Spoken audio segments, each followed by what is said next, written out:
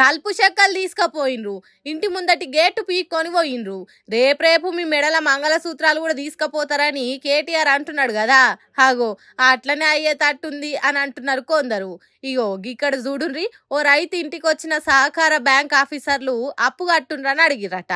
మరి అప్పటికప్పుడు ఆ రైతు తన పైసలు లేవో ఏమో గాని ఇప్పుడు కట్టలేమయ్యా అని బతిలాడినా ఇనకుంటా ఆఫీసర్లు ఇంటి ముందట్టున్న ఆ రైతు బండిని తీసుకొని పోయిండ్రు. ఎట్లనో ఓ తీరుగా తిప్పలవాడి అప్పు లేకుండా చేసుకునేటోడేనట. కానీ కాంగ్రెస్ సర్కార్ వస్తే 2 లక్షల రుణం మాఫీ చేస్తామని ఎన్నికలప్పుడు రేవంత్ రెడ్డి ఇచ్చిన మాట నమ్మిండట ఆ రైతన్న. ఇన్ని రోజులు ఇగ రుణమాఫీ అవుతుంది అగ రుణమాఫీ అవుతుంది అని ఎదురు చూసిండట.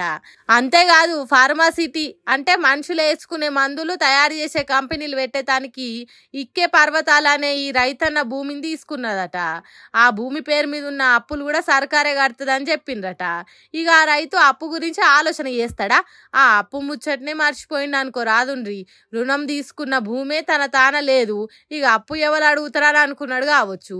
కానీ ఇప్పుడు రుణమాఫీ కాదు కదా, ఆ రుణం ఇచ్చిన బ్యాంకు వాళ్ళు ఇంటికి వచ్చి బండిని ఇట్లా గుంజుకొని పోయిండ్రట.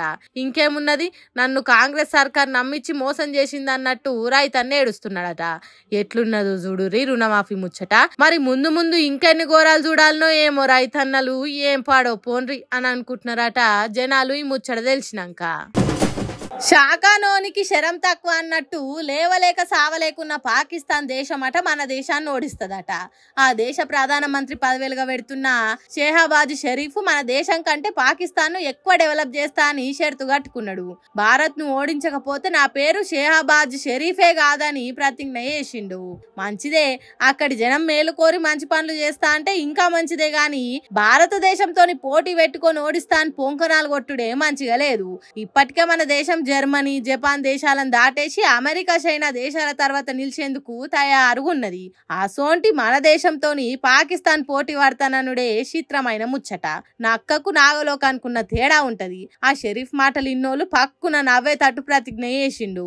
రోజు గడిచేతానికే ప్రపంచ బ్యాంకు దగ్గర చెయ్యి జాపి అయ్యా బాంచన్ మాకు పూట గడుస్తలేదు, కొద్దిగా అప్పు ఇయ్యుండ్రి అని బొచ్చ పట్టుకొని అడుక్కునే దేశము.